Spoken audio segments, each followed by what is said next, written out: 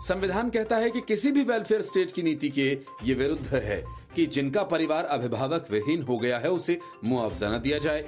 इसको लेकर संविधान से लेकर शराबबंदी कानून की अपने हिसाब से व्याख्या कर रहे नीतीश कुमार की ये जिद है कि वे छपरा कांड के पीड़ित परिवारों को मुआवजा नहीं देंगे। बिहार में इस बात पर सियासी घमासान मचा हुआ है।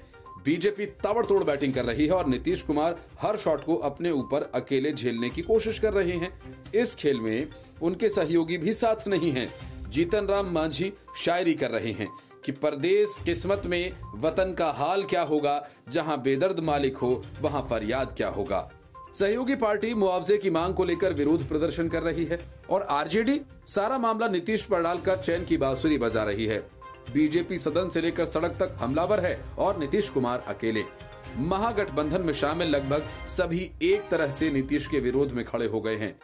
मुआवजे के बहाने लड़ाई शराबबंदी पर आर पार की हो गई है। वजह यह कि नीतीश कुमार ने जो शराबबंदी की नीति बनाई उस नीति में ही प्रावधान है कि कोई शराब के कारण मरता है तो उसके परिवार को आर्थिक सहायता के रूप में 4 लाख रुपए दिए जाएंगे। सच तो ये है कि ये मुआवजा कोई सरकारी खजाने पर बोझ नहीं है, बल्कि ये प्रावधान है कि ये राशि उन शराब कारोबारियों से लेनी है जिन्होंने जहरीली शराब बनाई। अब ये प्रशासन का मसला है। जहरीली शराब कांड के उद्भेदन में वह शराब माफियाओं तक कैसे पहुंचती है। इतना ही नहीं, शराबबंदी के बाद गोपालगंज के खजूर बन्नी में मरे लोगों के परिवारों को मुआवजे की राशि मिली। तब मृतक के परिवार के नाम 4 लाख के एफडी करा दिए गए और उन परिवारों को 900 रुपए प्रति माह मिलते हैं। लेकिन अब मुआवजा नहीं देने की नीतीश कुमार की जिद ने राजनीति को उस किनारे पर ला पटका है जहां उनके साथ खड़ा कोई दल नहीं दिखाई दे रहा।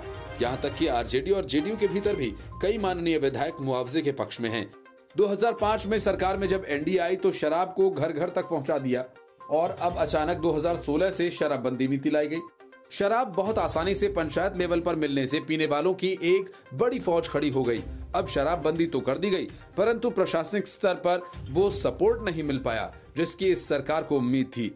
नतीजतन शराब की सीमावर्ती राज्यों से तस्करी या फिर नकली शराब बनाने वाले माफियाओं की अचानक बढ़ोतरी हो गई है।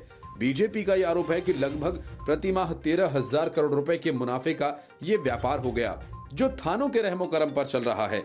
ये पैसा ऊपर तक के अधिकारियों को जाता है और ये पॉलिटिकल फंडिंग भी करते हैं। सुशील मोदी ने कहा कि जहरीली शराब से मरने वालों के गरीब आश्रितों को मुआवजा देने से बचने के लिए सरकार ने पहले नियम को लेकर झूठ बोला और अब बिहार में जहरीली शराब से मरने वालों के बारे में झूठे आंकड़े पेश कर चेहरा चमकाया जा रहा है। सुशील मोदी ने कहा कि जब सरकार ने कबूल कर लिया है कि जहरीली शराब से मौत के मामले में मुआवजा देने का प्रावधान है, तब अब पीड़ित परिवारों को पहले मुआवजा मिलना चाहिए। नियमानुसार मुआवजा राशि की वसूली जहरीली शराब बनाने बेचने वालों से बाद में भी हो सकती है। उन्होंने कहा, गरीबों को मुआवजा देने को नीतीश कुमार अपनी प्रतिष्ठा का प्रश्न न बनाएं। Bureau report, news of India.